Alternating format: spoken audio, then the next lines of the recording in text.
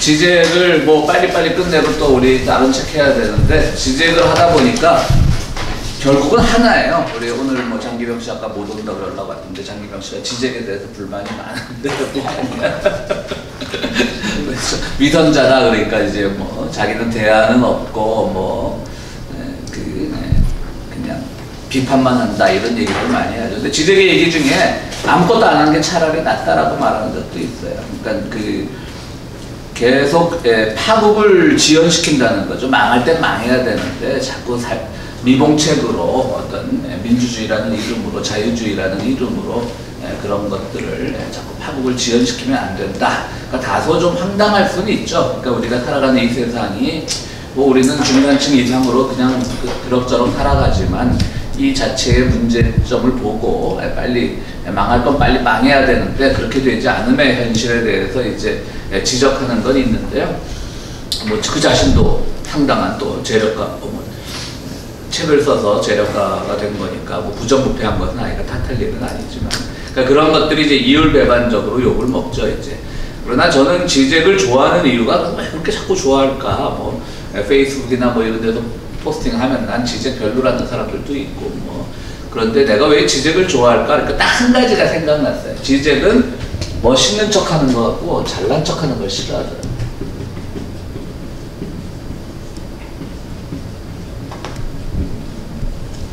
그러니까 이게 무슨 말이냐면요. 그러니까 쉽게 얘기해서 자유주의자와 근본주의자를 다 싫어해요.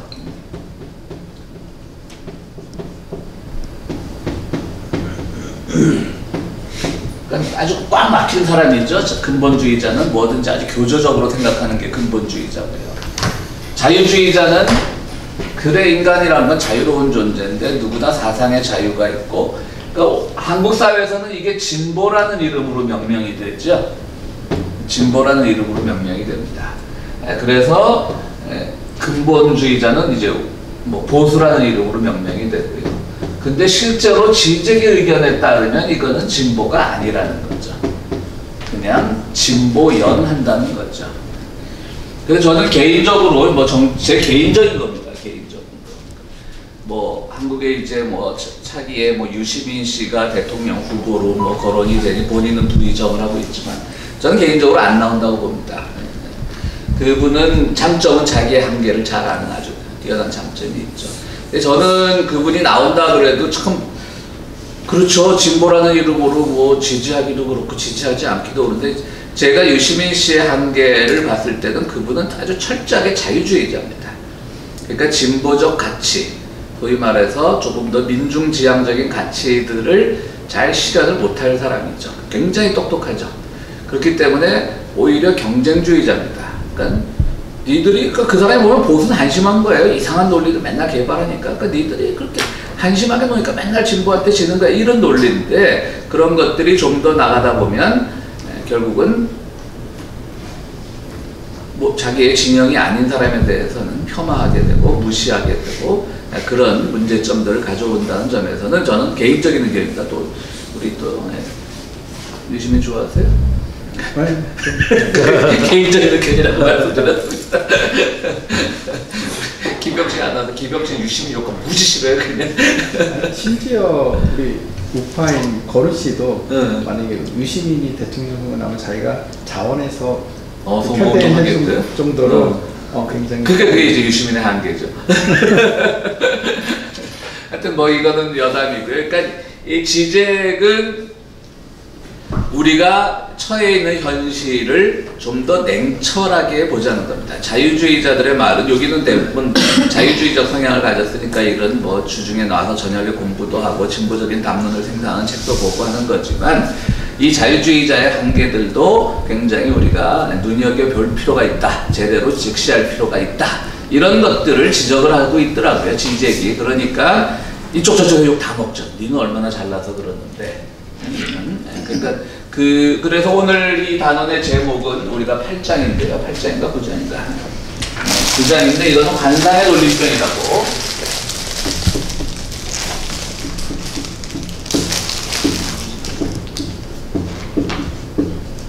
이 책의 책 제목이죠. 이게 뭐 한 권으로 읽는 지적이니까 여러 가지 책들을 소개하는 건데, 관상이란 건 뭐냐면 이데올로기고,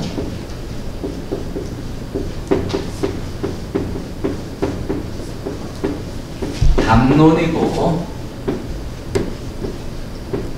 뭐 좀 더 종교적으로 얘기하면 여러분들 꿈이 있어야 됩니다. 꿈이고, 이렇게 설명하면 되겠죠. 그래서 뭐 예를 들어 청년들에게 여러분들은 꿈을 가지셔야 됩니다. 그럼 뭐 우리 마틴 루터 킹 목사가 우리의 꿈이 있습니다. 그런데 이제 그것도 마틴 루터 목사도 여러분 굉장히 지금 계량주의자로 욕먹는 거 아시죠? 뭐 말콤 X에 비해서는 굉장히 아주 부드럽게 그 시민운동을 한 것으로 그렇게 얘기하는데, 우리의 꿈이 있습니다라고 할 때 이 모든 것들이 이제 관상이라는 거죠. 그래서 관상을 돌림병처럼 가지고 있는데, 이거를 깨내야만 우리는 좀 더 자신을 잘 발견할 수 있다라고 하는 겁니다. 그러니까 뭐냐면, 우리 뭐 젊은이들 상대로 그 뭐 자기개발 강사하는 분들 여러분들 꿈을 가지십시오. 하지만 꿈이라는 것이 이루어지기까지는 엄청나게 사회의 상징계, 얘기했죠? 상상계, 상징계, 실제계.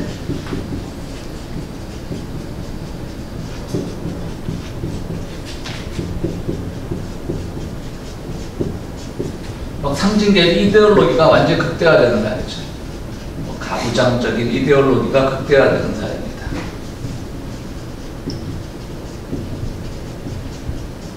가부장, 가부장제,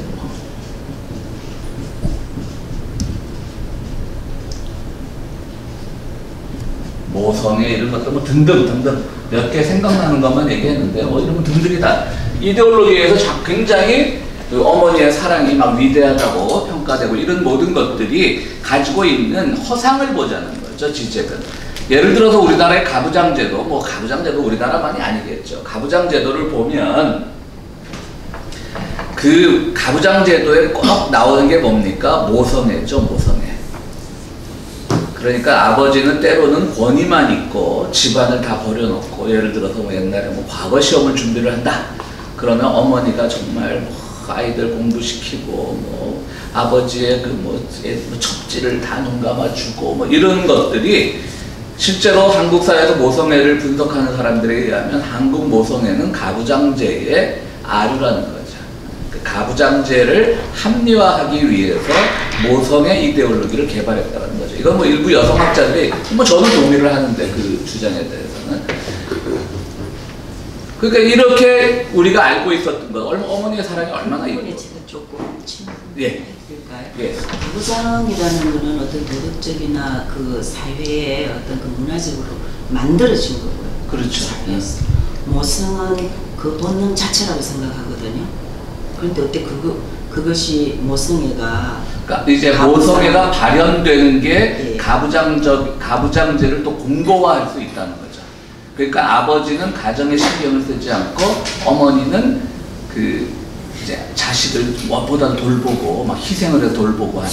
그 가부장이 없는 사회에서도 저는 모성애는 타고난, 그러니까 그 본능적으로 그야말로 그 신이 여성한테 꽂아놓은, 저는 그 생각을 많이 해요. 그 아브라함한테 너 자손이 모래알처럼 번지리라. 하느님은 누구 믿고 하신 것 같아요? 엄마 믿고? 엄마 믿고. 모성애. 엄마한테 모성이, 여자한테 모성이라는 걸 심어놓고. 근데 요즘은 또 모성애도 그 말씀 하신 것 같아요. 저는 그 생각 들거든요. 그 부분에서. 그러니까 이제 모성애라는 것도, 도노반 모성애를 믿어?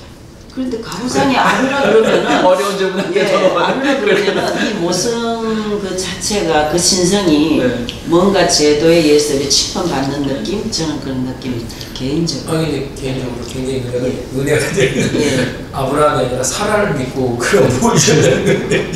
그 모래알처럼 번진다고 것이다가 아니고 그냥 것이다라고 얘기한 건, 그래도 하나님을 믿는 데가 있어야 되잖아요. 누구 믿어? 여자 믿고. 그래 뭐 요새 그러니까 본능일 수는 있죠.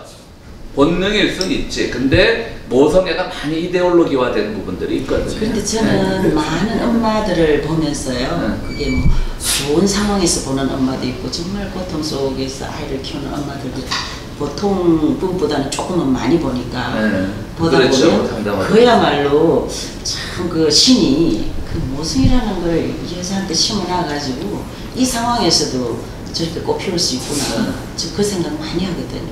도노방 갸우뚱했습니다. 아니 저는 개웃음쳤어요.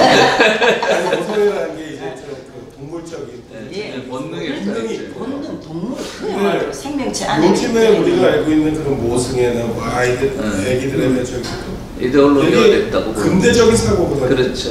예.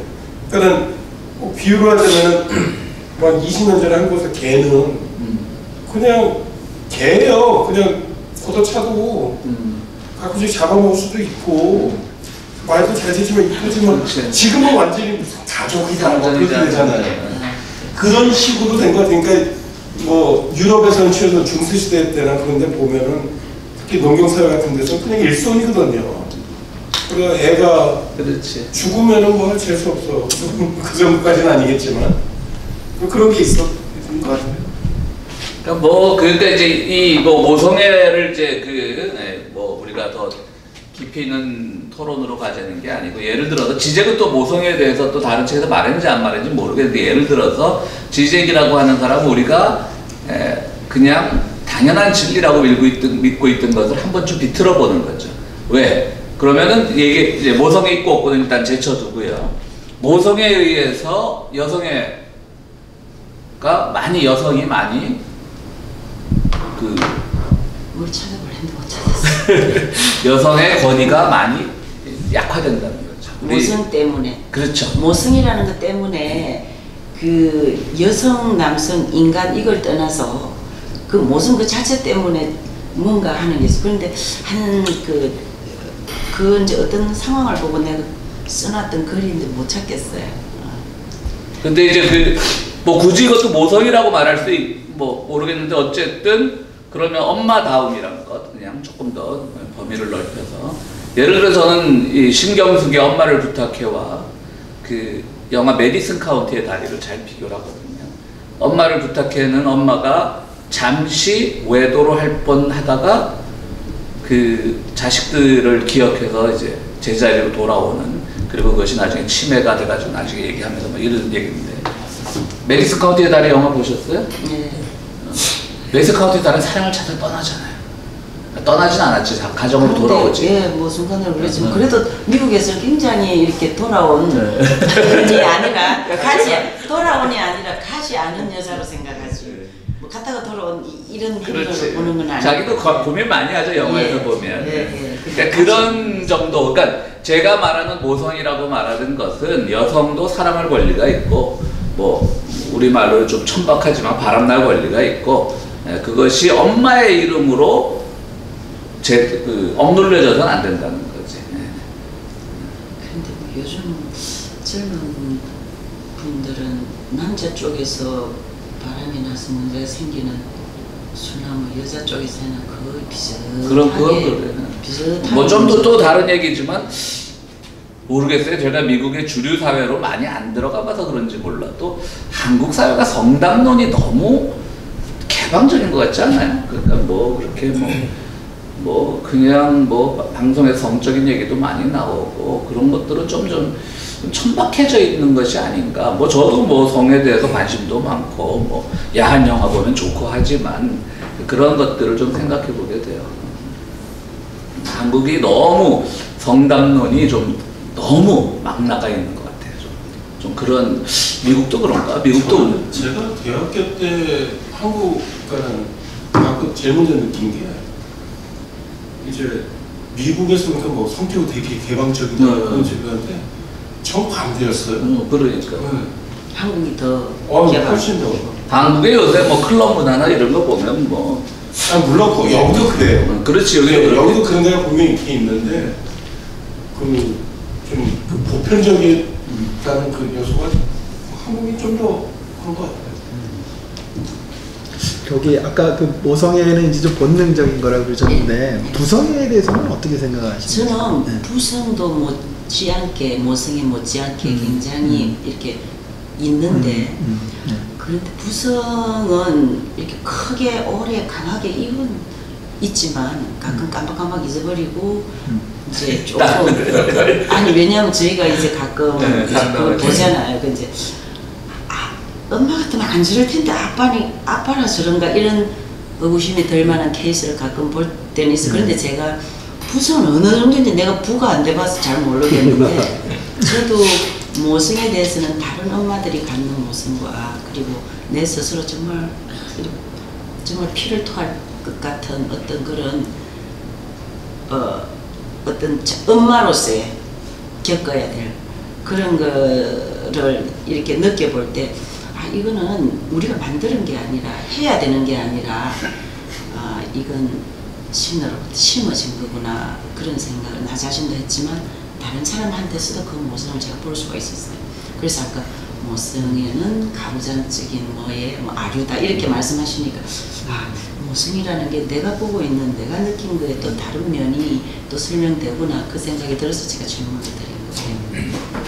근데 가끔 가다 이제 모성이라는 거를 남자들이 일종의 무기 비슷하게 그렇죠. 해가지고 부부싸움 할 때 육아를 공동으로 해야 되는데 네. 야 너는 모성이가 엄마가 있으니까 돼가지고. 이러면서 마치 그 사람은 얘기를 자연스럽게 막 힘이 나서 그런 것처럼 남자들은 그런 게 없으니까 네가 그건 해야지 뭐 이런 식으로 좀 악용되는 경우들이 좀 종종 있는 것 같아요. 네. 그 영화 마더 보신 분? 그거 내 지겨워서 못 봤어요. 그 마더에서 김혜자가 모성인가요?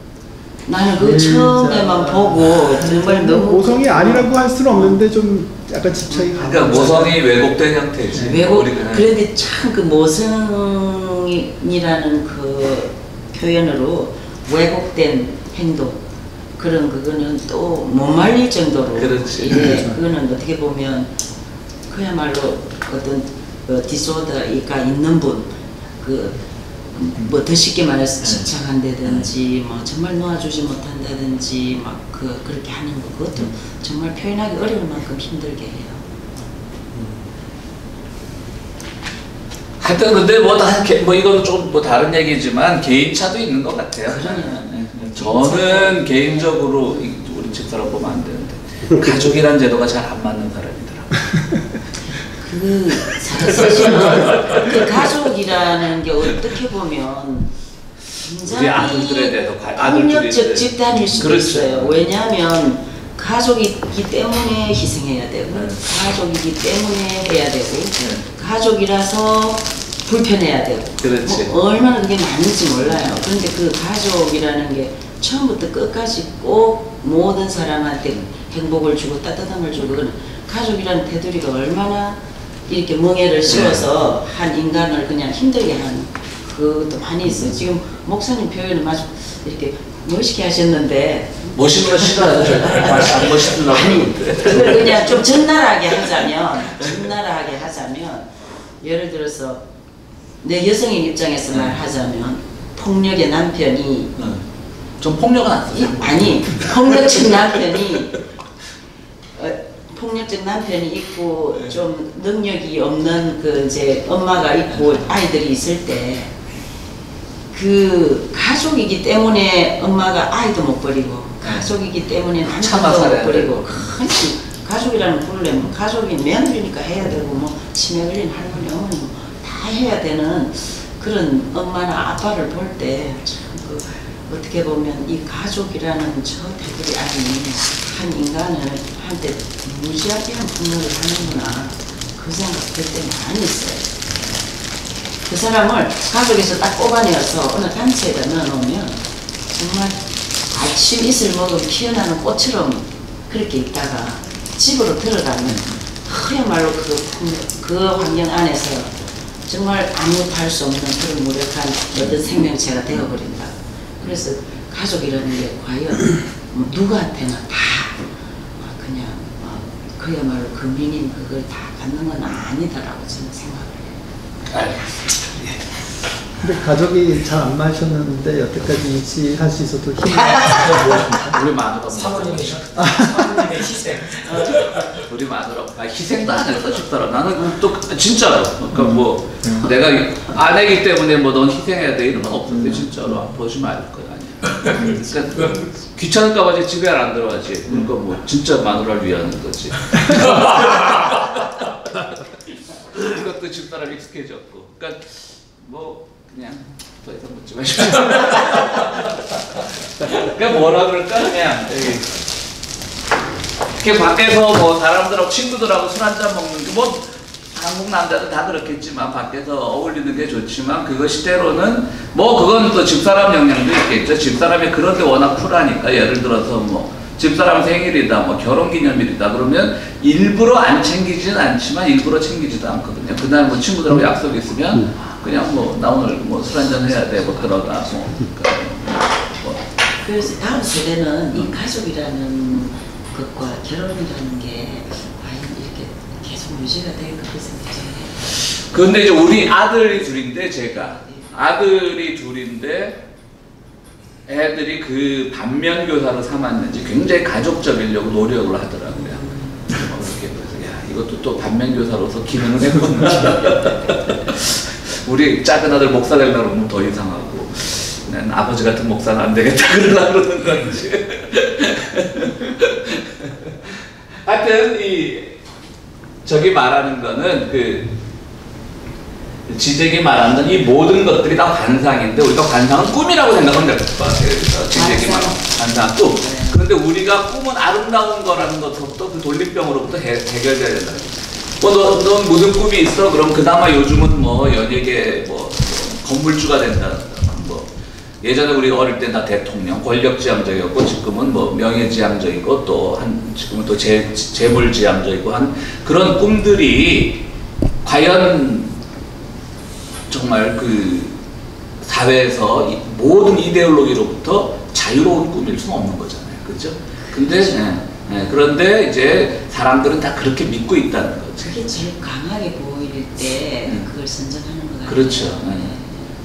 그래서 저는 때로는 그 좀 이제 한국의 그 청와대 부대변인 하는 분이 그 이제 여자분인데 KBS 아나운서 출신이에요. 그러니까 그 KBS 아나운서 뭐 한국의 공중파 아나운서 하면 시집 잘 가기로 유명한 자리잖아요. 그런데 이분의 남편이 박기영이라고 하는 시인이에요. 근데 굉장히 가난한 시인이에요. 시집도 못 냈어요. 별로 시집 한 권인가 냈어요. 한 권.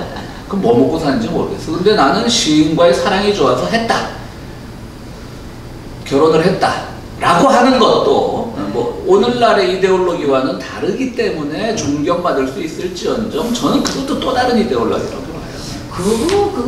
그 시인, 가난한 시인하고 결혼했다고 존경받는 그러니까. 아닌 것 같아. 자기가 사랑하는 사람하고 했을 뿐이에요. 그렇죠, 그렇죠. 이 여자가 재혼하고 했었다고. 그런데 사람들이 보는 그 러브스토리를 소비하는 시각은 가난이 굉장히 많이 들어가거든. 여자 아나운서가.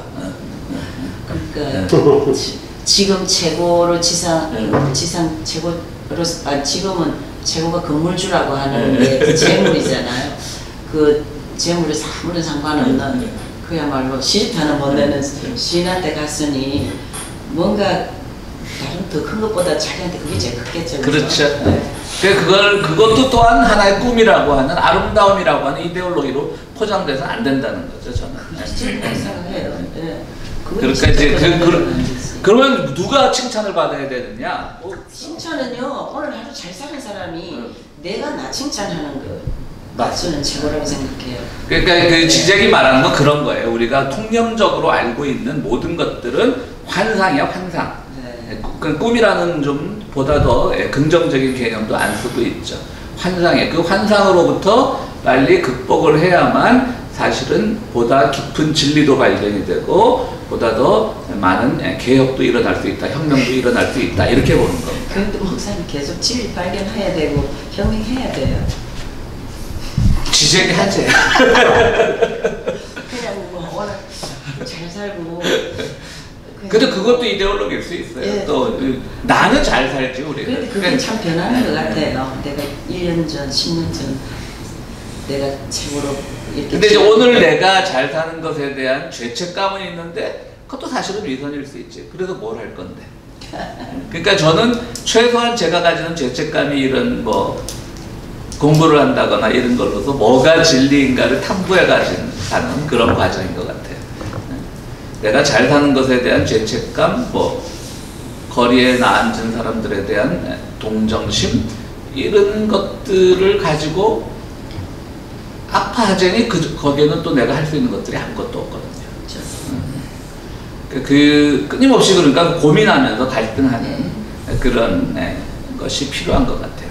아까 제가 그 서두에 그 스윙키즈라는 영화를 말씀을 드렸는데 아무도 안 보신 것 같아가지고 뭐 대부분 뭐 이제 신문에 프리뷰 나니까 뭐 어떤 내용인지는 잘 알 거예요. 이제 거제도 포로수용소에서 이제 그 사람들을 교화하기 위해서 그 거제도 포로수용소가 침공포로 방공포로 막 나뉘어서 매일 학살도 벌어지고 그랬잖아요. 그러니까 이제 그거를 좀 더 완화시키기 위해서 탭댄스를 조직을 하죠. 탭댄스 팀을. 그래서 거기서 일어나는 여러 가지 이제 비극적 요소를 다루고 있는데요. 실제로 여러분들 그거 아세요? 이 영화가 어디서부터 출발을 했냐면 1952년도 포로 수용소에서 춤추고 있는 포로들의 사진이 한 장 발견이 됐습니다. 진짜로. 근데 탭댄스가 아니라 폭댄스입니다. 그러니까 정확하게 말하면 스퀘어 댄스라고 하더라고요. 한 8명이 짝을 이뤄서 군무를 추는 것. 근데 이제 팔짱 끼고 이렇게 돌고 이쪽 방향으로 돌고 하는 거 그런 것들인데 기괴한 것은 거기 다 가면을 쓰고 있습니다. 그러니까 그 포로들 사회에서 저 양키의 문화를 받아들인 사람으로 혹시라도 친공 포로들 사이에서 그 테러를 무서워해서 가면을 쓰고 있는 건지 몰라도 그 사진이 진짜입니다. 그걸로부터 영화를 만들어냈고 영화에서는 그 폭댄스가 이제 탭댄스로 바뀌었는데 그걸 보면서 이제 저는 그걸 느꼈는데 영화는 상당 부분은 미군 이 포로 수용소를 관리하는 미군의 폭력적인 면이 굉장히 강조가 돼요. 그럼 이제 보수적인 사람은 그게 또 보기 싫을 수가 있어요. 왜 미군이 그래도 우리를 구출해줬는데 뭐 저렇게 폭력적으로 그러냐. 또 한편의 폭력은 이제 친공 포로 진영에서 행해지는 어떤 그 안에 반란, 거제도 포로 수용소에서 반란을 또 꿈꾸는 그런 폭력이 이제 부딪히는 과정이에요. 결국은 근데 뭐 칼가진 쪽이 이긴다고 뭐 미군의 그 진압이랄까 그런 것들이 이기게 되고 영화는 아주 비극적으로 끝나는데요. 그걸 보면서도 우리가 오늘날 많은 사람들이 이데올로기적으로 아직은 환상에 사로잡혀 있구나 그런 생각을 해봤습니다. 그러니까 뭐 폭력이라고 하는 것들이 가지고 온 그런 담론으로부터 우리가 완전히 자유롭지 못한 거예요. 어떤 이들은 폭력을 정당화하고 어떤 이들은 폭력을 또 지나치게 또 뭐 혐오하고 그 과정에서 많은 사람들이 저는 영화를 보고 이제 느낀 게 뭐냐면 제 주변에는 이제 뭐 아시다시피 좀 좌빨 성향의 사람들이 많잖아요. 근데 이 사람들이 영화를 보고 나서 야 북한을 너무 폭력적으로 그렸잖아 이렇게 얘기해. 인민군 포로들을. 이거는 아닌데 거기는 폭력이 오히려 미군의 폭력이 더 많거든요. 근데 이거는 당연시하게 여기면서 그럼 그 나날이 죽고 사는 포로 수용소가 무슨 교회당 뭐 했어요. 뭐 그렇게 평화롭게만 했겠어요. 서로 죽고 죽이는 건데 상대적으로 영화를 보면 오히려 보수적인 사람들이 거슬릴 정도로 미군의 폭력이 부각이 되고 인민군 친공 포로들의 폭력은 상대적으로 살기 위한 폭력으로 좀 하는데 뭐 그 과정에서 뭐 폭력을 모의하는 과정에서 우리가 뭐 북한군을 다룬 영화라면 흔히 나오는 북한군을 다룬 영화에서 흔히 나오는 그 뭐 북한 액센트로 뭐 혁명을 위해서 그러니까 피를 흘려야지 뭐 이런 말은 좀 있어요. 근데 그거 가지고 나는 얘들 좌빨 맞죠. 왜 그럼 지들이 그 폭력에 대해서 정당성을 가져야지 왜 북한을 너무 폭력적으로 그린 거 아니야? 라고 하는 그런 좀 실망감을 느꼈어요.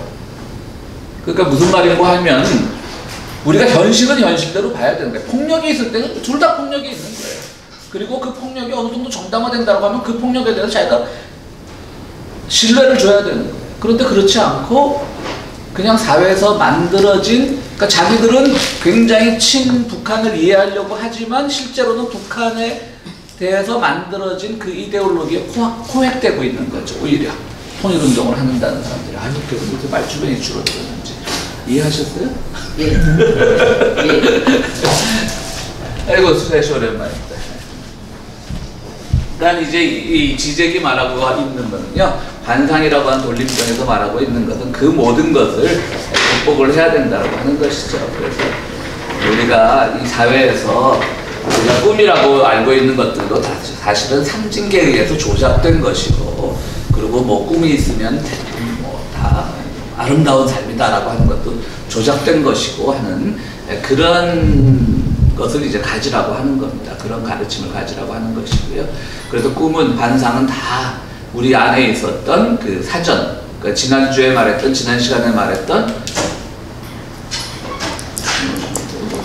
지각이 왔습니다. 개간날 지각하고 바로 나을 것 같아서. 그러니까 왜 편지는 매일, 왜 편지는 항상 전달되는가라는 그 화두가 있었잖아요. 그런 것처럼 항상 어떤 사람에게는 그 관상이라는 것들이 실제로는 관상이 아니라 자기가 가지고 있던 전제가 이루어지는 거예요. 그 편지가 항상 도달하는 것은 그 주소지에 누가 있건 없건 편지라고 하는 자체가 도달하듯이 편지라는 것이 전달되는 속성을 말하는 거잖아요. 편지는 왜 항상 도달하는가? 똑같은 주소지에 도달하는 게 아니라 잘못된 편지도 도달은 하잖아요. 주소지가 불투명한 것도. 네, 그런 것처럼 우리가 어떤 환상이라고 하는 것들도 꿈이라고 하는 것도 실제로는 사회가 만들어낸 것인 동시에 그것을 받아들일 전제는 자기가 이미 갖고 있었다는 얘기죠. 그러니까 지적이 얘기하고 싶은 건 바로 그런 거예요. 그러니까 우리 사회가 예를 들어서 이제 좀 더 나가면 아까 폭력의 문제를 좀 다뤘는데요. 폭력도 뭐 지적은 실질적으로 뭐 선한 폭력도 얘기하거든요. 메시아적 폭력이라 그래서 실제로 그 어떤 폭력이라고 해서 막 죽고 죽이고 이것이 아니라 자기들이 정당화하다고 생각하면 그 폭력에 대해서 충분히 자신감을 가지라고 하는 얘기죠. 여러분들 분노의 추적자 장고라는 영화를 보셨습니까? 네? 레오나르도 디카프리오 나오는 거? 네.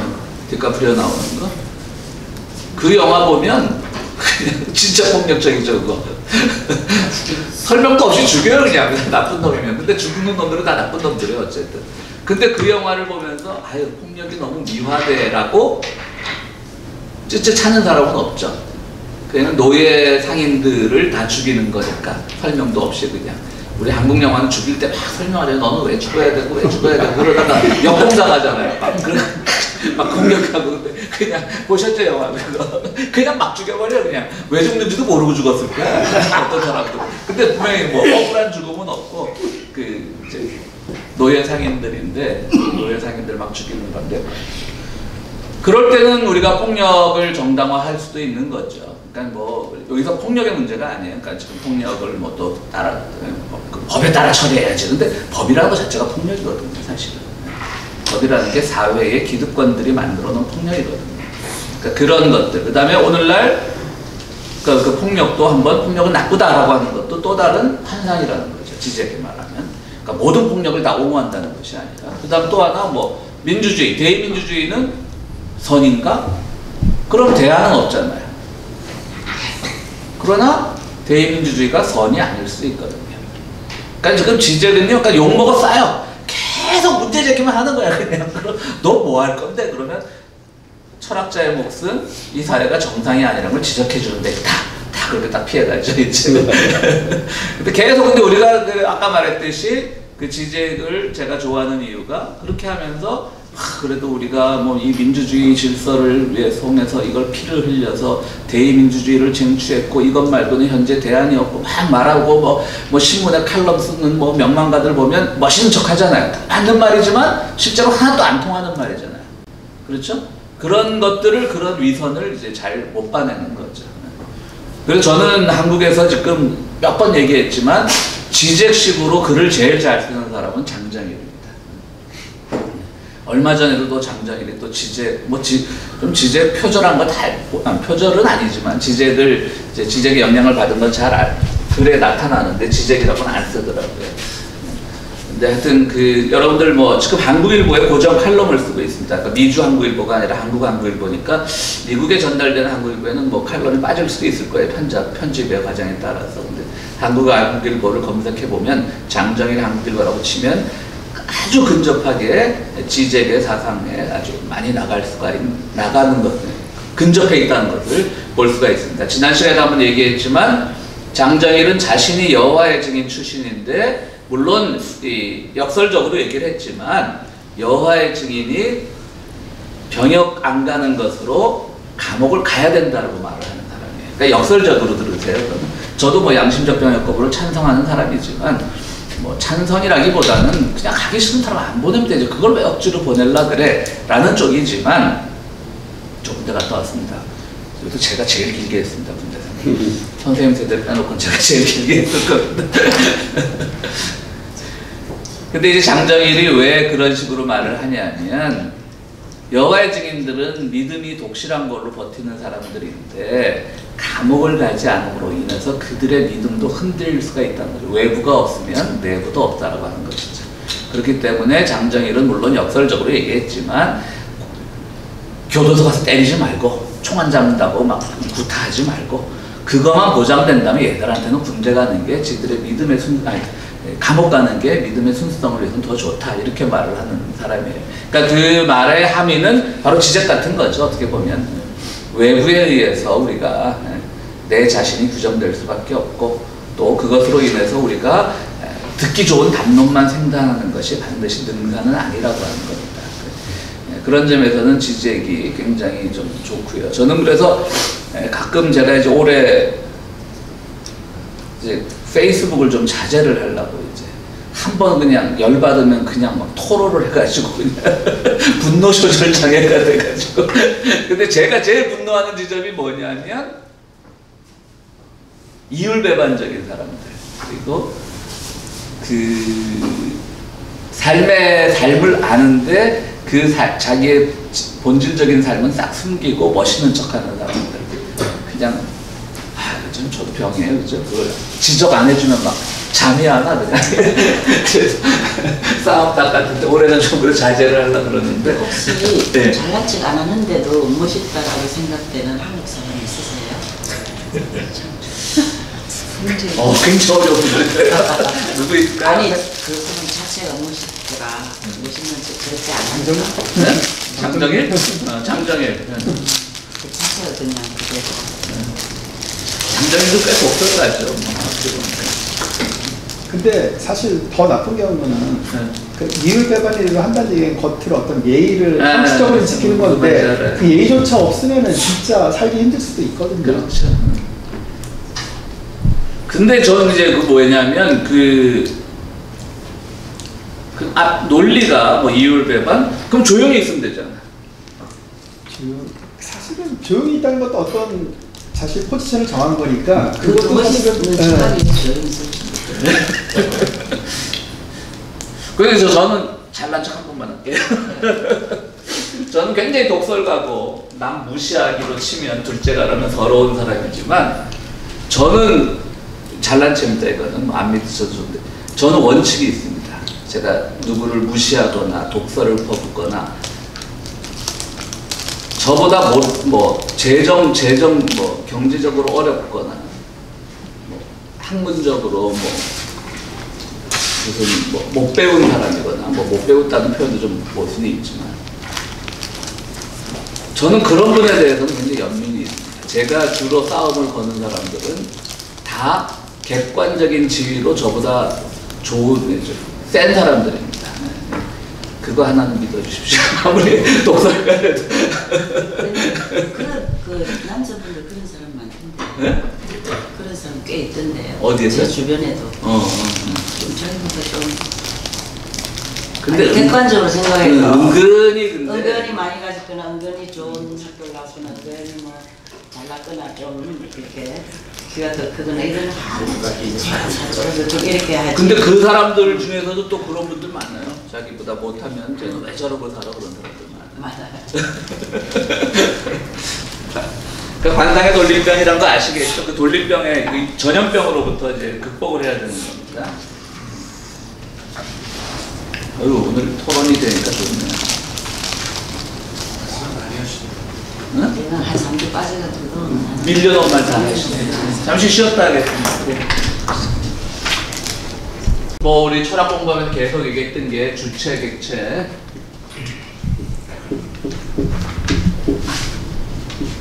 그 다음에 보편.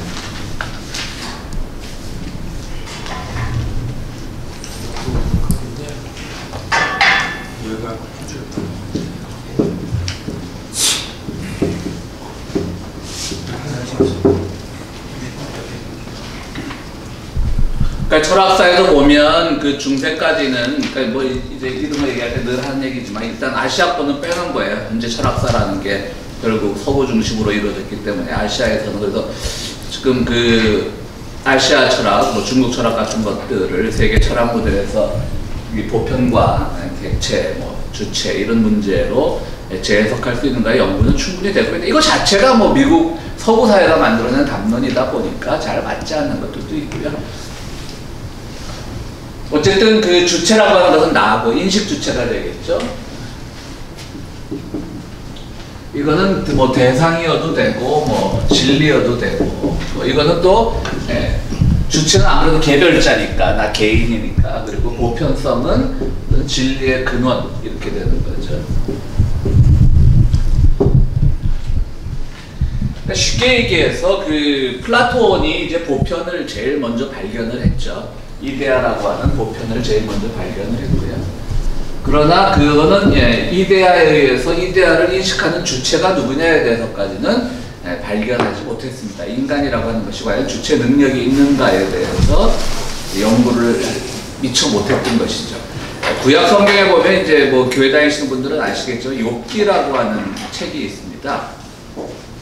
욥기라고 하는 책은 이제 신학적으로 신정론이라고 그러죠. 하나님이 하는 일은 항상 옳다라고 하는 거예요. 그러니까 하나님 신자에 오를 정자 신정론이라고 하는 건데요. 욥이라는 사람이 아무런 죄도 없는데 갑자기 사탄들하고 하나님하고 이렇게 짜가지고 막 벌을 내려요.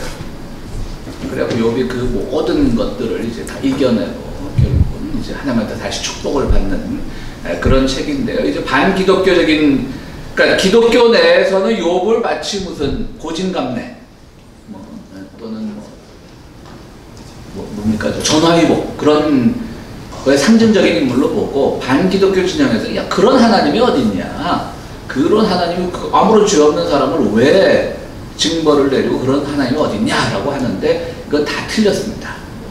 기독교 진영이건 보수 진영이건 비기독교 진영이건 다 틀렸습니다. 왜냐하면 욥이라고 하는 인물은 성경에서 이건 뭐 신학적으로 논쟁은 있지만 거의 신학자들의 90% 이상이 동의하는 겁니다. 성경에서 실존 인물이 아니었던 두 사람에 의해서 이름으로 쓰여진 책이 두 권이 있습니다. 구약에서. 하나는 욥기고 하나는 요나서입니다. 요나서는 아시죠 내용들? 그 이제 선교 여행을 가야 되는데 안 가가지고 그냥 도망가다가 고래배에 들어갔다 3일 만에 빠져나와갖고 다시 이제 스페인으로 지금의 스페인으로 선교여행을 가서 그 지역을 이제 선교했다라고 하는 그런 요나서고요. 하나는 욥기입니다. 그러니까 이거는 이스라엘의 그 종교인들이 종교적 사상가들이 굉장히 똑똑한 사람들입니다. 그러니까 히브리인들이 그런 점에서 굉장히 뛰어난 것 같아요. 요나서의 본문의 내용은 뭐냐면 왜 하나님이 다른 나라도 잘 살게 우리만 선민인 줄 알았는데 이런 고민이 시작된 거예요. 그래가지고 다른 나라도 하나님의 백성이 될 수 있다. 다른 나라도 구원을 받을 수 있다는 것을 성서에 집어넣어야 되는데 기존에 활동하던 예언자들은 오로지 이스라엘만을 선포를 하니까 창작물로서 집어넣은 겁니다. 이거는 뭐 교회 다니는 분들 뭐 온누리교에서 그런 거 안 가르쳐주죠?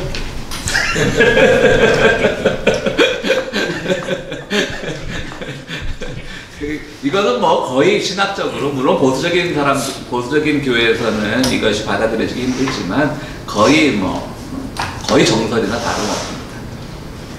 그러니까 그 종교 사상가들이 히브리의 종교 사상가들이 영리했던 거죠. 어떻게 하면 외국도 막 축복을 받는 거에 다른 나라가 더 잘 살아. 뭐 그 구약의 축복 사상은 사실 오늘날 우리가 기복 신학이란 거랑 거의 비슷하거든요. 그냥 뭐 우리나라 잘 되고 내 건강하고 뭐 우리 복받고 뭐 물질적인 축복받고 그것이 오늘날 기독교에서 재해석되면서 이제 우리가 그런 것들이 복의 다 형태가 아니라고 말하는 것일 뿐이지 구약은 사실은 뭐 철저하게 자기민족 중심주의였고 뭐 잘 되면 잘 되고 오래 살면 축복받은 거고 뭐 이런 거였잖아요. 그런데 이제 그 외부인들도 더 잘 사니까 히브리인이 아닌 사람들도 그 과정에서 이제 요나라고 하는 그 하나의 가상의 인물을 내세워서 그런데 실제로 요나라고 하는 예언자의 이름이 나오긴 나옵니다. 예언서에. 그러니까 그 요나와 연결을 시켰을 가능성도 있고 뭐 그 요나가 아닐 수도 있고요. 근데 욥이라는 이름은 성경에 안 나와요. 딱 욥기에만 나와요. 그럼 욥이 쓰여진 이유는 뭐냐면 하나님은 옳은 줄 알았는데 맨날 보니까 정의롭게 사는 사람들은 고통받고 하나님이 정말 정의의 신이라면 정의롭게 사는 사람 축복하고 나쁜 사람들 벌 줘야 되는데 나쁜 사람들은 잘 살고 이렇게 하는 것이 무슨 하나님의 정의냐라고 고민을 하던 중에 신정론이라는 걸 개발한 거예요. 하나님이 뭘 하든 하나님은 항상 옳다. 그러니까 정의로운 사람이 벌 받는 것도 하나님의 정의다라고 하는 그거를 만들어내기 위해서 욥기를 욥이라고 하는 인물을 만들어낸 거예요. 욥기의 마지막 장에 보면 욥이 다시 이제 하나님으로부터 사랑을 회복해가지고 막 예전보다 더 많은 애도 놓고 그러지 않습니까? 이거는 히브리의 사상가들이 너무 어려우니까 욥기가 후대에 편찬한 겁니다. 다 죽고 나는데 뭐 또 애놓으면 내가 지금 키우던 자식하고 이별하고 또 애놓으면 그걸 축복이라고 생각할 사람이 어디 있겠어요. 사실은 그 자체가 슬픔을 이미 겪었는데 7남 3녀가 다 죽었는데 나중에 더 많은 애를 놓고 그러면 욥의 마누라가 뭐가 됩니까? 그런데 실제로 정말 하나님 그런 능력이 있으실까요? 열심히 노력은 하실까요?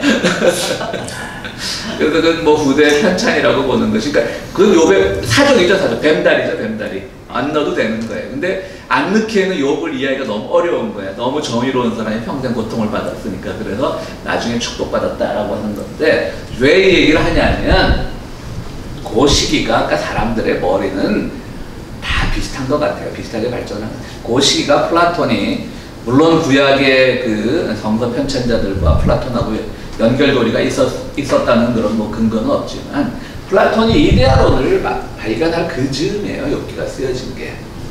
그러니까 모두가 보편적인 진리, 인간이 선하고 나쁘고간을 떠나서 보편적인 진리가 존재하는가에 대한 그 문제를 그리스에서 플라톤이 고민할 때쯤 히브리에서는 그 문제를 가지고 욥기를 쓰기 시작한 거예요. 그러니까 아까 말씀드렸듯이 그럼 그 하나님이 뭐 그렇게 무슨 나쁜 사람 벌 안 주고 나쁜 사람 정의로운 사람 벌 주고 말이야 뭐 이런 하나님이 어디 있어라고 하는 기독교의 비판적인 사람들이야말로 기독교를 가장 잘 믿는 사람들이죠. 그걸 믿는 거지. 그것이 가진 철학적 함의를 생각하지 않고 여러분 조금 웃으시니까 하는 말인데 제일 저는 신앙 좋은 사람이 리처드 도킨스 같아요.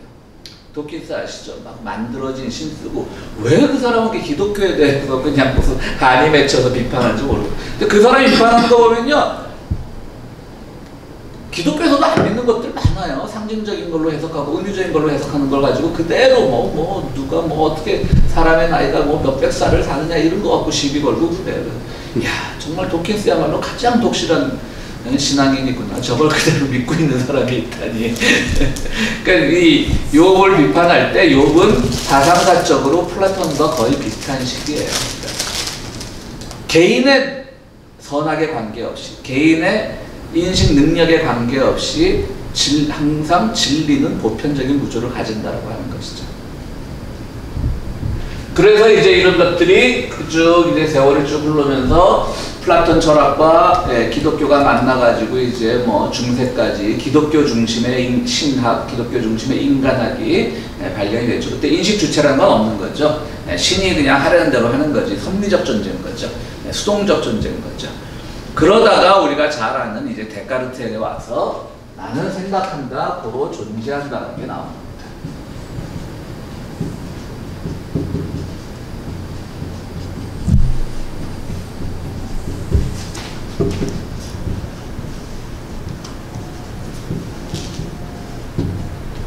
이게 굉장히 아주 파격적인 선포가 뭐냐면요. 이때까지는 생각이나 모든 존재의 개념은 신에게 있었어요. 기독교 신에게, 서구 사회에서는. 데카르트가 나는 생각한다, 고로 존재한다, 그리고 의심이라는 개념을 만들어냈어요. 의심할 부분은 의심할 수 있어야 된다. 그러니까 이 데카르트도 종교 재판에 넘겨졌죠. 데카르트도 뭐 갈릴레오처럼 그런 식으로 좀 타협을 하고 이제 풀려났는데요. 그러면서 인식 주체 문제가 처음으로 서양 철학에 등장하기 시작한 겁니다. 그리고 이게 깨진 게 쭉 내려왔죠.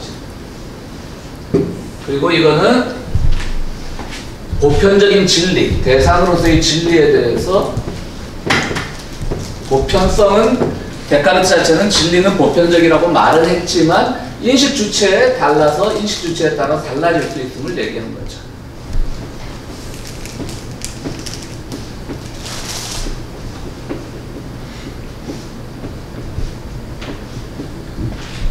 그리고 이것이 쭉 내려오다 이제 서구 사회의 어떤 발전의 근거가 된 거죠. 뭐 나는 생각하니까 인간의 생각이 얼마나 발전을 했겠어요. 그래서 뭐 결국은 서구 문명의 오늘날의 근대적 기원이 됐죠. 조금 이제 다른 좀 이거랑 다른 얘기인데요. 이제 지난주에 우리 교회에서도 뭐 우리가 일회용품을 좀 뭐 줄여야 되지 않겠냐 이런 토론들이 좀 있었는데요. 저도 뭐 자원 보존하고 환경 보존하는 것에 대해서는 뭐 충분히 찬성하고, 우리 또 한국 사람들은 이 절약이 거의 생활화되어 있잖아요. 냅킨 한 장도 함부로 안 쓰고. 그렇지만 저는 환경 지상주의자는 아닙니다. 그러니까 막 그냥 뭐 종이 한 장 쓰면, 종이컵 하나 쓰면 마치 굉장히 배신자가 되는 것처럼 그냥 편한 대로 살자. 그냥 안 가르쳐도 우리는 기본적으로 절약한다. 누가 그렇게 종이컵 많이 낭비하겠어요. 안 쓰려고 노력은 하지만 불가피하게 쓰게 되면 쓰는 거죠. 뭐. 그런 입장인데 제가 뭘 봤냐면 1800년대 후반, 1880년대, 90년대에 런던에서 환경주의자들이 이제 회의가 열렸는데요. 그 주제가 런던 시내, 그때 다 마차 끌고 다닐 때니까 런던 시내의 말들의 똥에 대해서 회의가 열렸답니다. 최근에 읽은 어느 책에서 봤는데. 그래서 1950년이 되면, 그때부터 한 60년 지나서겠죠. 1950년은 우리한테는 훨씬 과거지만 그 당시는 미래였던 거죠. 다가올 미래인 거지. 1960년이 되면 런던 시내는 문을 닫게 된다. 말똥에 덮여서 아무도 걸을 수가 없게 된다. 그런 연구가 나왔다고 그러더라고요. 근데 그러고 나서 한 10년이, 자동차가 몇 년 개발이 됐습니까? 한 20년 있다가 자동차가 나오는 거죠. 그러니까 이게 또 자칫 잘못하면 이게 환경을 생각하지 말자는 말이냐, 환경주의자들의 그런 우려가 다 허풍이란 말이냐, 그렇게 들을 수 있는데 그건 아니고 참 인간이라는 게 할 수 없는 거죠. 좀 다른 말을 했는데, 그렇기 때문에 이제 쭉 뭐 우리 사람의 생각이라는 게 참 무궁무진하죠. 쭉 이제 서구 역사의 이제 발전을 가져왔는데요. 그러면서 이제 니체가 나오게 되는 거죠. 니체는 뭐 나는 없다라고 하는 거죠. 쉽게 말하면 나는 없고, 생각하는 나는 없고, 의지적인 나만 있다. 의지적인 나만 있고, 또 신은 죽었다라고 하는 보편적 진리도 없다.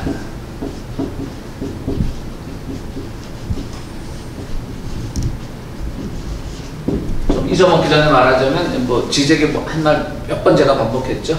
신은 죽었다. 이제 니체의 말을 패러디해서 지적은 얘기해요. 신은 죽었다. 그런데 신 자신만 죽은 걸 모르고 있다. 이게 지적의 말입니다. 이제 니체의 말은 신은 죽었다. 이거 아주 굉장히 아주 상징적인 말입니다. 신은 죽었다. 그러나 신 자신은 자신이 죽은 줄 모르고 있다. 안 웃기세요? 그러니까 뭐냐면 보편적 진리는 사라졌다는 말이죠. 신은 죽었다라고 하는 말은. 그런데 지적의 말은 한 걸음 더 나아가, 그러나 보편적 진리가 아직 여전히 필요하다라고 하는 말이에요. 보편적 진리에 매여 있어서 안 되겠지만 여전히. 그래서 지적의 하는 말은 뭐냐면 마르크스주의 안에서 헤겔 전통을 재해석하는 게 그 지적의 큰 사명이에요. 헤겔이라고 하는 것은 거슬러 올라간 플라톤의 어쨌든 계승자거든요. 그러니까 서구 중심의 어떤 존재 중심주의, 그런 것들의 계승자거든요. 그러니까 헤겔은 자신을 마르크스주의 안에서 헤겔을 해석하는데 거기다 이제 락강을 동원하는, 그렇게 이제 지적을 합니다. 하면 좋은데. 그리고 이제 여기서 이제 프로이드가 나오는 거죠. 프로이드에도 주체는 없죠. 왜냐하면 무의식이니까. 무의식은 뭐예요? 나도 모르는 생각이잖아요. 그렇죠? 그러니까 프로이드도 이제 무의식이 됐고, 뭐 막스는 가서 또 뭐 구조 생각이 있어. 사회는 구조에 의해서 움직이는 거지 라고 하는 그런 이제 발전이, 그런 생각들이 나왔던 것이죠. 그러면서 이게 이제 인식 주체의 변화고요. 그러면서 이제 보편도 계속 바뀌게 되는 거죠. 신은 죽었다, 보편적 진리의 부정,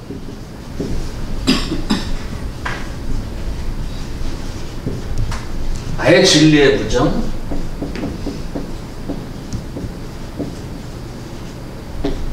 이거는 역사적 유물론이라 그래서 역사와 함께 진리의 개념이 바뀌어가는 것들. 막스는 이렇게 되는 거예요. 그렇게 되면서 철학이 계속 이제 싸우고 있는 겁니다. 근데 이 과정에서 이제 지적이 등장을 한 겁니다. 지적이 생각하기에는 아까 말씀드렸듯이 주체는 있어요. 이 주체가 없다는 게 이런 것들이 막 짬뽕이 되고 나온 게 뭐냐면 포스트 모더니즘이에요.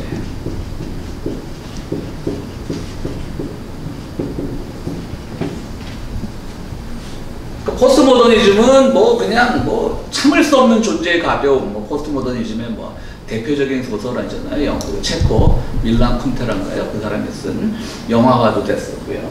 참을 수 없는 존재의 가벼움이라는 건 존재라는 게 없다는 거예요. 존재라고 하는 것은 여기서 그냥 있고 없고의 문제가 아니라 이 객관적 진리를 말하는 거죠. 보편적 진리. 존재라는 건 없고 그냥 그 영화는, 저는 소설은 아니고 그 영화만 본 것 같은데요. 소설이 훨씬 재밌는데. 그래? 진짜 재밌어요. 영화 무슨 말인지 알아? 그래, 나중에 빌려주세요. 하여튼 그 포스트 모더니즘은 어떻게 보면 주체는 사라지고 그냥 내가 살고 싶은 대로 사는 거잖아요. 그런데 한동안 이 포스트 모더니즘은 굉장히 기여를 많이 했죠. 영화, 예술. 한국도 포스트 모더니즘에 굉장히, 한국도 사주에 굉장히 민감해요. 포스트 모더니즘 영화들 많이 나왔었어요. 90년대에. 뭐 최근에 동덕여대 교수하다가 미투 운동으로 그 한 하익지 씨가 쓴 그만둔 그 하익지가 쓴 뭐 경마장 가는 길, 그런 영화들 보면 굉장히 그 90년대 초반에, 그 다음에 뭐 장정일의 내게 거짓말을 해봐 뭐 이런 것들, 뭐 그 거짓말이라는 영화로 나왔었고요. 그 포스트 모더니즘 영화들 중에 굉장히 이제 많은 것들이 나왔는데, 또 뭐 건축물, 뭐 심지어는 기획사 이전에, 지금 연예계 시장에서 기획사가 자리 잡고 이전에 뭐 서태지로 대표되는 그 한국적 포스트 모더니즘, 그러니까 한국 락의 재발견, 그러니까 그런 것들이 엄청나게, 한국 사람들 정말 똑똑합니다. 정말 민족주의가 엄청나게 나왔다가 이제 쇠퇴하고 있는 거죠. 그러니까 연예계도 다시 기획사 중심으로 조직화돼서 들어가는 것이고, 일단 흐름들도, 영화들도 이제는 뭐 국가주의 영화가 많죠. 최근에 뭐 말모이 같은 것들도 저도 재밌게 봤습니다만 거기 어떤 국가주의 같은 영향도 좀 나오게 되고, 이렇게 좀 흐름이 있는 거예요. 그러니까 포스트 모더니즘은 지적이 비판하는 게 뭐냐면 냉소주의라는 거예요. 그것도 어디 붙이고 진리가 어디 있어? 내가 살고 싶은 데지. 그러니까 지적은 또 이 냉소주의, 자기도 어떻게 보면 자기도 굉장히 냉소적이면서 냉소주의가 못 견뎌하는 거예요. 그래서 지적이 만들어낸 개념이 까다로운 주체예요. 참 이 사람은 그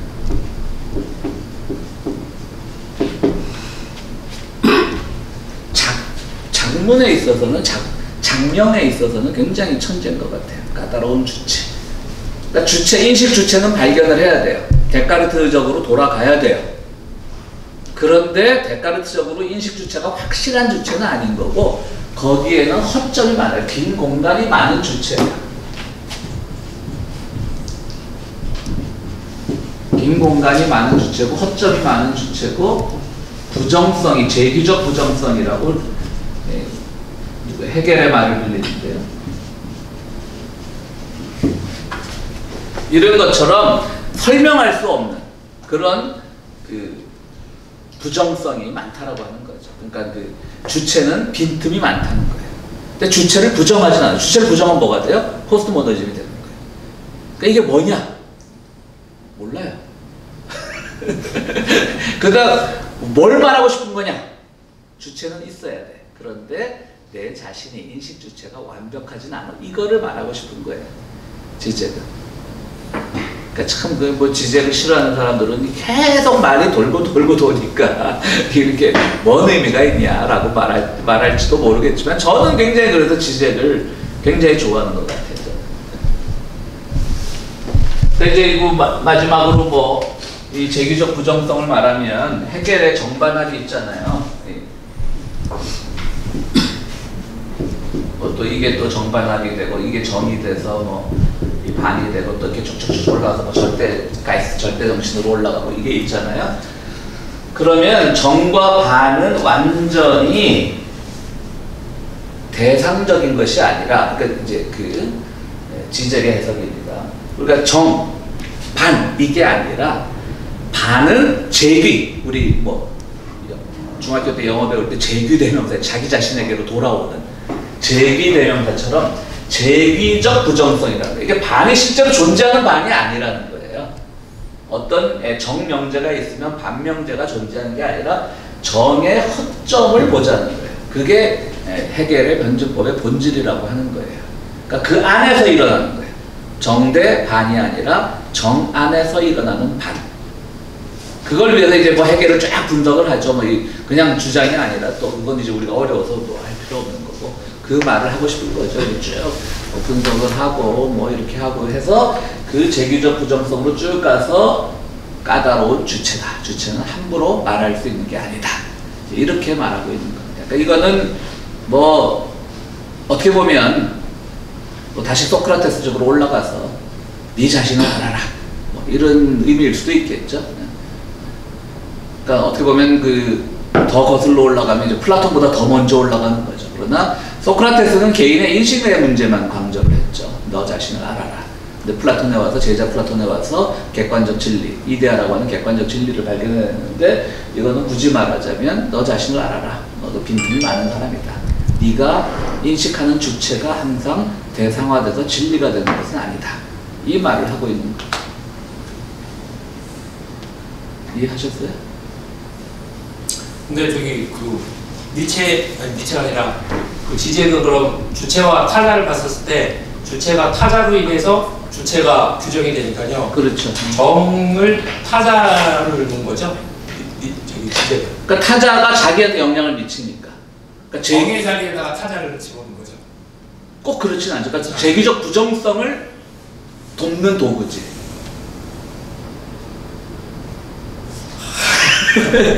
원추적점.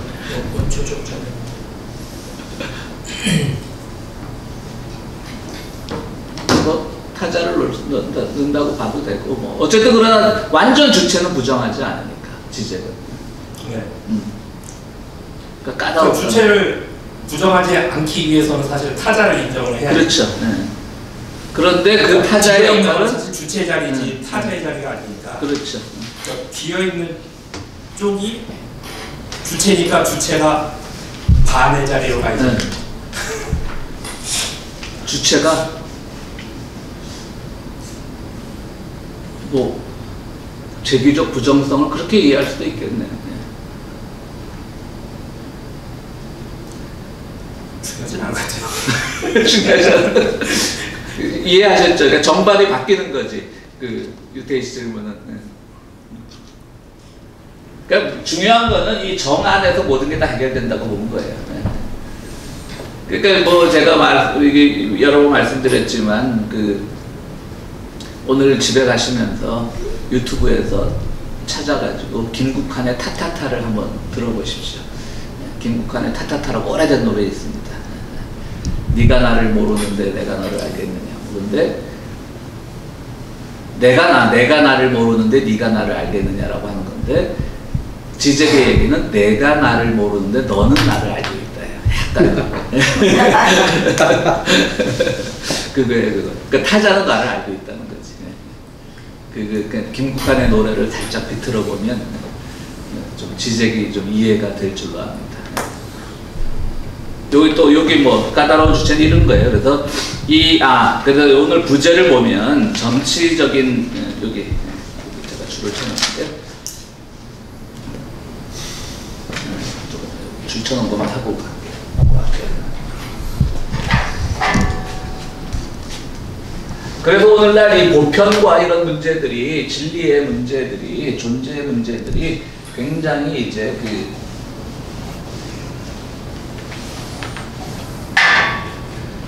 많이 이제 철학자들의 관심의 대상인데요. 우리가 알렌 바디우라고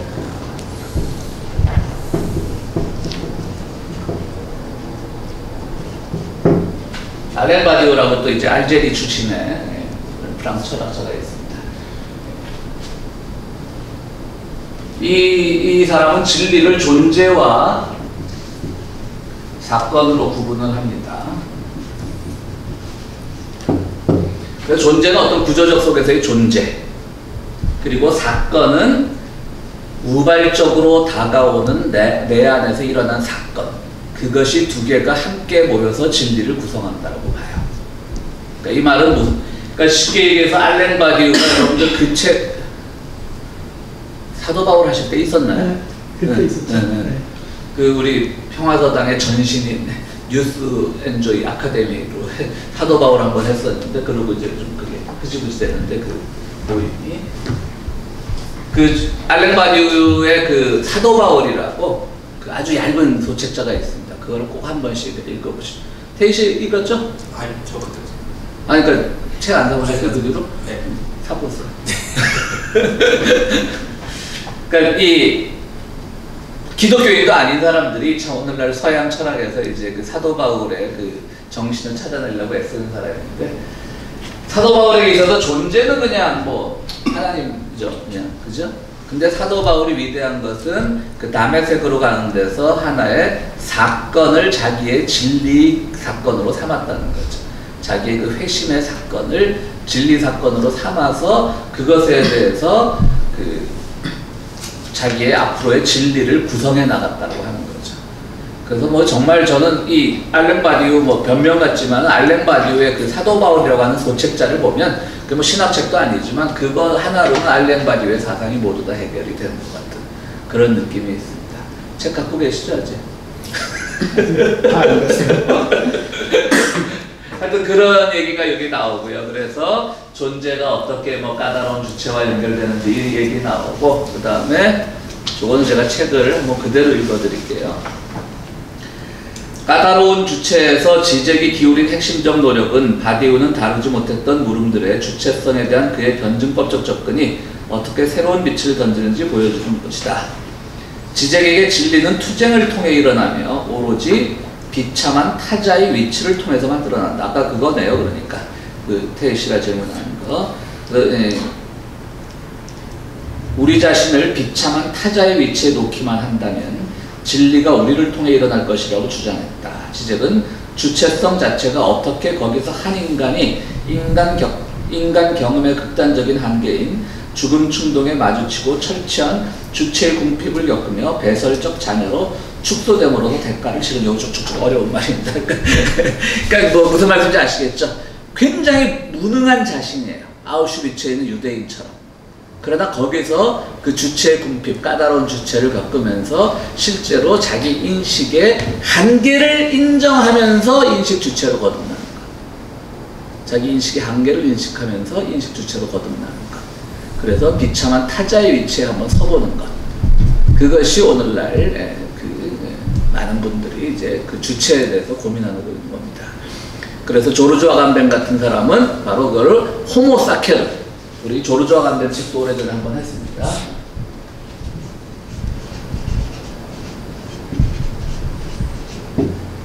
호모사케르라고 하는 그런 세이크리드입니다. 세이크리드. 근데 뭐냐면 성스러운 인간이죠. 그러니까 호모사케르 하면 성스러운 인간인데, 이게 뭐냐면 그 고대 사회에서 재물로는 바쳐질 수 있으나 죽여도 되지만 재물로는 바쳐질 수 없다. 그러니까 완전 천민이라는 얘기예요. 그러니까 제가 호모사케르 할 때마다 아주 오래전에 본 한국 드라마 그 벽조홍명이를 조금 한 80년대 후반에 드라마가 나왔던 것 같아요. 벽조홍명이가 이제 월북 작가인데 그거를 드라마 원작으로 쓸 정도가 됐으면 한 80년대 후반이었겠죠. 그 임꺽정이라는 드라마가 있는데 임꺽정이 처음에 그 도둑이 되기 전에 그 의적이 되기 전에 임진왜란 인가가 일어나서 병에 이제 징병에 지원을 해요. 이제 관군으로. 근데 떨어져요. 야, 백정놈이 무슨 나라를 지킬 의무도 안 주어졌던 거예요. 이 쌍놈이. 그래갖고 화가 나갖고 자기는 애국을 하고 싶은데 말이에요. 그래가지고 이제 산적이 되는 그런 이야기를 봤는데 그게 이제 호모사케르 같은 개념인 거죠. 그냥 쌍놈이야. 뭐 아무것도. 근데 이것이 오늘날 정치적 주체로 떠오른다라고 하는 거죠. 그럼 오늘날의 호모사케르는 누구냐? 난민들. 그 다음에 뭐 오늘날은 뭐 이제 미국 같은 사회에서는 뭐 동성애자들이 이제 대부분 이제 권익을 확보했지만 아직도 제3세계에는 동성애자들 뭐 이런 사람들이 굉장히 앞으로 정치적 주체로 떠오르는 야 된다고 보는 거죠. 이제 조르주 오간벨 같은 사람. 그것이 바로 오늘날 지적하고 맥을 같이 하는 거고요. 그런 겁니다. 그래서 까다로운 주제가 오늘 부제가 이 교재에 보면 정치적 존재론, 부제가 정치적 존재론의 부제하는 중심. 말도 어렵다. 부제하는 중심. 중심은 중심인데 없던 중심이란 말이에요. 그렇게 해서 이제 요새 이제 우리 서경석 씨라고 제1교포로서 형 서준식, 그 다음에 서승 이런 분들이 제1교포 간첩단 사건으로 이제 간첩 조작에 의해서 서준식 씨는 한 20년을 살다 나왔고 서승 씨는 고문을 이기다 못해서 자살하려고 그 벌집 난로 있죠? 옛날에 청청청 경유 떼는 난로 이렇게 사방에 구멍 똥똥똥 조그만 구멍 뚫려 그걸 벌집처럼 생겨서 벌집 난로라고 불렀는데 그걸 껴안고 자살을 하려다가 얼굴에 화상만 입고 이제 살아남았죠. 하도 고문이 힘들어가지고. 그래서 지금도 그분은 뭐 많이 요즘 뭐 사진 보면 많이는 고쳤지만 여전히 화상 입은 얼굴인데 그 막내 동생으로 유일하게 잡혀가지 않고 이제 형들의 옥바라지를 하면서 제1교포에 꽤 뭐 좀 재력가 집안이었던 모양이에요. 부모들은 다 화병으로 죽고. 근데 그분이 이제 여러분들 보면 그 서경식 씨가 쓴 책이 많습니다. 거기 보면 서경식 씨도 이제 이런 호모사케르 개념으로 제1조선인들 너무 동정하지 마라. 그들이 앞으로 정치적 주변부에서 정치적 중심부로 부각하는 세상이 올 것이다. 여기서 정치적 중심부라고 하는 건 뭐냐면 뭐 일본으로 생각하면 참의원, 민의원에 출마한다는 그런 얘기가 아닌 거예요. 그들이 결국은 사회에 정치적인 화두를 고민의 화두를 던져준다는 얘기인 거죠. 지금 뭐 여러분들 아시는 분들도 계시겠지만 여기 이용식 씨라고 뭐 모르는 분들 이용식 씨가 지금 그 일본의 제1조선인 학교에 대해서 관심을 굉장히 많이 가지고 있는데 그래서 뭐 그들을 어떻게 도울 방법도 연구하고 그러는데 그 제1조선인 학교가 아주 특이하죠. 그들이 우리가 알기로는 그 친북적인 학교로 알고 있지만 실제로 그렇지 않습니다. 물론 그 안에 김일성의 초상화가 있습니다. 그러나 유일하게 북한이 이렇게 돈 없는데도 그 학교 밀어주니까 그냥 무슨 후원자 개념으로 해놓은 거지 그 학교 자체가 북한하고 설립관계에 있어서 주종관계는 아닙니다. 그러니까 실제로 거기는 뭐냐면요. 왜 그들이 조선인이라고 하는 명칭을 바꾸지 않냐면요. 일제가 우리나라를 강점하고 전에는 조선이었어요. 나라 이름이. 그죠? 그리고 해방되고 남한 대한민국이 됐고 조선인민공화국이 된 거예요. 그러니까 그들은 나는 분단된 조국에 살기 싫다는 거예요. 그러니까 그들이 조선인민공화국하고 조선이라는 자가 겹쳐서 친북처인 것처럼 보이고 실제로 그들의 행동이 뭐 고3 되면 수학여행 다 북한으로 가고 북한은 받아들이니까 그러니까 뭐 사실 뭐 이북 쪽으로 경도된 것만 틀림없지만 그들의 조선이라는 이름은 해방 이전의 조선인 거예요. 강점 이전의 조선인 거예요. 난 그 사람들 정말 특이해요. 왜 그러고 사는지 모르겠어요. 그러니까 이거는 뭐 비꼬는 게 아니라 정말 대단한 거죠. 왜냐면 그들의 북한 국적자도 있습니다. 물론 그 중에는 남한 국적자도 있습니다. 일본으로 귀화한 사람들도 있습니다. 근데 그 자녀들이 이제 지금은 뭐 1세대는 다 늙었으니까 그 뭐 손자쯤 되겠죠. 지금 중고등학교 제일조선학교 다니면 그 자녀들이 아주 무국적자가 있어요. 조선이라는 나라가 없었는데 조선을 고집하는 거예요. 대단한 거예요. 그건.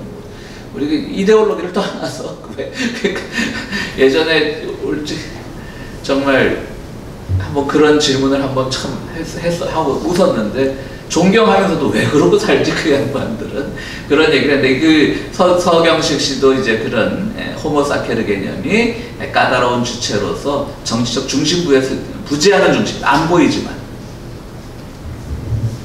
그런 사람들과 함께 우리가 뭐 미래를 개척해 나가야 된다는 것이죠. 그 찰스 체스터턴이라고 그 오솔독시라고 정통이라고 하는 그 책을 아주 기독교 책에 아주 어떻게 보면 제목은 근본주의 같잖아요.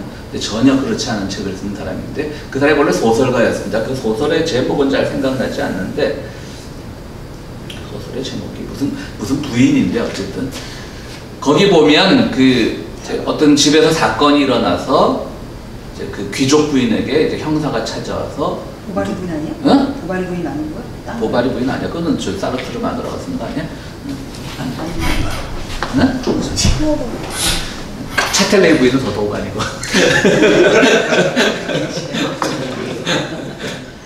하여튼 그 소설에서 형사가 찾아와가지고 부인 혼자 살고 계십니까? 그래요. 그러니까 얘 혼자 살고 있습니다. 그래요. 그러니까 그 참 그 잘 나가는 사상가들은 그런 것들을 잘 발견을 하는 것 같아요. 그럼 그 사람이 혼자 살았느냐? 하인도 있었고 종도 있었고 저기 뭐야 정원사도 있었는데 눈에 안 들어오는 거죠. 없는 부재하는 거죠. 무슨 말씀인지 아시겠죠? 그들은 내 안중에 사람이 아닌 거예요. 근데 만약에 누군가가 와서 그 마을에 전염병이 돌았다. 그러면 예를 들어 보건소 직원이 와서 혼자 사십니까? 라고 물어보면 아 우리 집에는 하인도 있고 뭐도 있고 말 치는 사람도 있고 이렇다는 거죠. 그러니까 자기가 중심이 될 때는 아래 것들은 안 보이는 거예요. 사람 축에도 못 껴, 셈법에도 못 껴요. 그래서 아까 부재하는 정치적 존재론이 부재하는 중심이라고 말한 것이 없는 거예요. 그러나 전염병같이 뭔가 자기에게 피해를 줄 만한 건 저것들이 내한테 전염병을 옮긴 게 아닌가 싶어서 셈을 한다는 거죠. 그러니까 그것처럼 오늘날 우리 눈에 보이지 않는 우리가 잊고 사는 사람들에 대한 관심을 가지자라고 하는 것이 까다로운 주체를 통해서 지적하고 싶은 말인 거예요. 부재하는 중심이라는 말이 그건 거예요. 그러니까 우리도 사실 잊고 살잖아요. 홈리스 정도야 못 잊고 살죠. 그냥 워낙 눈에 띄니까. 그러나 실제로는 뭐 홈리스는 집 없는 존재라기 때문에 우리에게 부각이 되지만 실제로는 얼마나 많은 뭐 가정 폭력에 노출된 아이들 미국 안에도 그런 거 얼마나 많아요. 우리의 셈법에 안 들어가는 거죠. 계산법. 왜? 내 가정이 평안하고 우리 가정이 폭력이 없고.